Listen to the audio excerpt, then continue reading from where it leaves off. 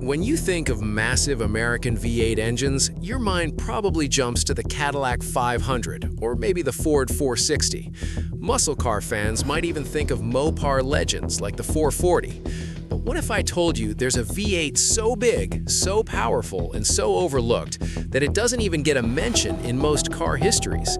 A true giant of American engineering, built not for glory, not for show, but to handle some of the toughest jobs in the country. Meet the GMC 637 cubic inch V8, the silent heavyweight of late 1960s America. Today, we're diving deep into its story, its engineering, and why it remains one of the most fascinating engines you've probably never heard of. And before we go any further, make sure you hit that subscribe button, because engines like this deserve an audience that appreciates true mechanical mastery. Let's rewind to the late 1960s, an era when Detroit automakers were quietly engaged in what you could call an arms race, but not for weapons, for sheer engine size. Bigger displacement meant bragging rights. Muscle cars, luxury sedans, even family cruisers became platforms for who could make the largest, most powerful V8. Cadillac led the charge in passenger cars with its 500 cubic inch V8, introduced in 1970 based on the 472 cubic inch platform. It was installed in heavy luxury rides like the Eldorado, a perfect example of the bigger is better mindset. Ford had its 460 cubic inch V8, a powerhouse in pickups and cars alike, known less for flash and more for dependable torque. Mopar fans might point to the legendary 440 V8, balanced, reliable, and an icon of NASCAR muscle. Even AMC, the smallest of the big four, produced the 401 cubic inch V8, known for durability and high load tolerance. But here's the thing.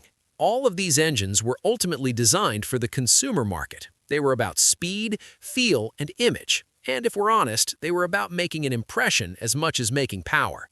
So if we ask, what was the largest V8 ever installed in a commercial vehicle in the US? Suddenly, most of these names no longer fit. See, when you shift your focus from cars to real workhorses, the picture changes completely.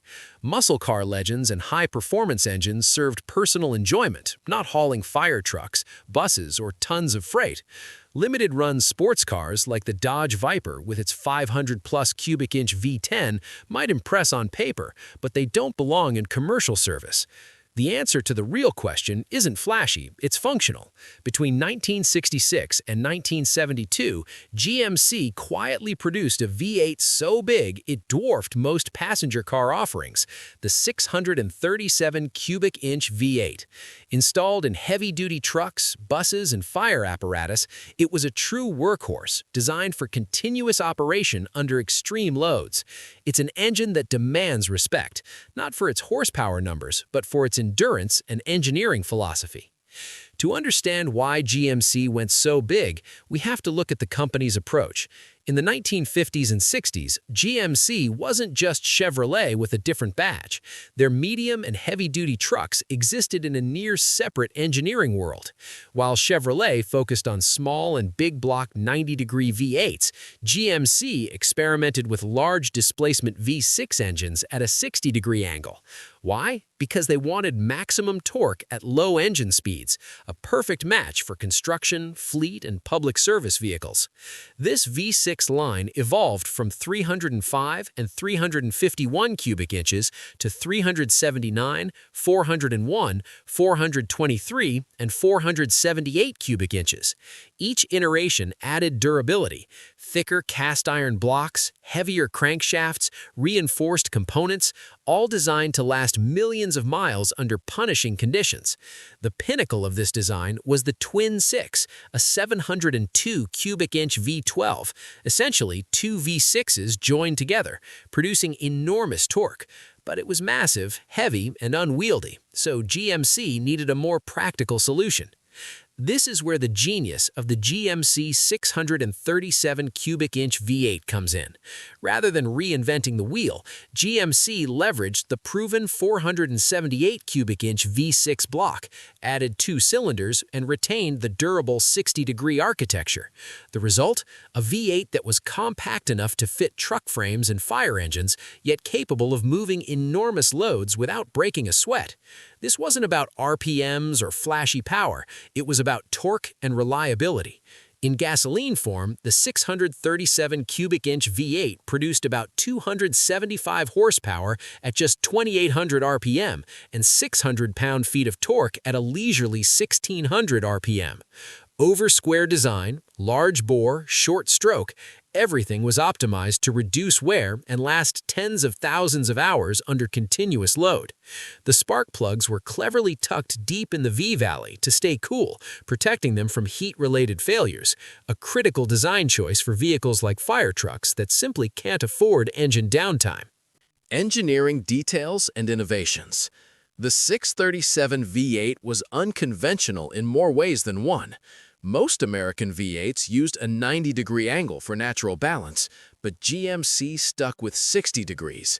That created vibration challenges, which they solved with additional engineering rather than geometry, a choice that made the engine narrower and more practical. And despite its massive size, over 10 liters, this engine used a simple two-barrel carburetor. Why? Stability, reliability, and ease of maintenance. This wasn't an engine for bragging, it was a machine built to last. Diesel versions, part of the ToroFlow line, followed the same logic, naturally aspirated diesels producing 195 horsepower, twin-turbo diesels at 220 horsepower, both built for long-haul efficiency rather than flash. The legacy. The GMC 637 V8 may not have earned muscle car fame or had posters in garages. It wasn't flashy, didn't race, and wasn't designed to be Instagram famous. But it represents an era when engineers prioritized real-world durability over marketing, function over fame. It quietly powered heavy-duty trucks, buses, and fire apparatus across the United States. It allowed fleets to operate efficiently, reliably, and safely. And yet, as diesel engines like the ToroFlow rose, the gasoline 637 slowly faded from memory. Most historical records even misidentify it as a diesel, erasing the story of the original gas-powered giant. So, the GMC 637 V8 isn't just a large engine. It's a window into a time when American engineering dared to go against convention, when an engine could be massive, durable, and revolutionary, and yet quietly go about its work without fanfare. If you love learning about engines that shaped American transportation history, give this video a thumbs up, and don't forget to hit subscribe if you haven't already, because there are plenty more unsung giants like the GMC 637 waiting to be discovered. Drop a comment below if you know of another massive commercial engine with a story just as wild. I'd love to hear about it.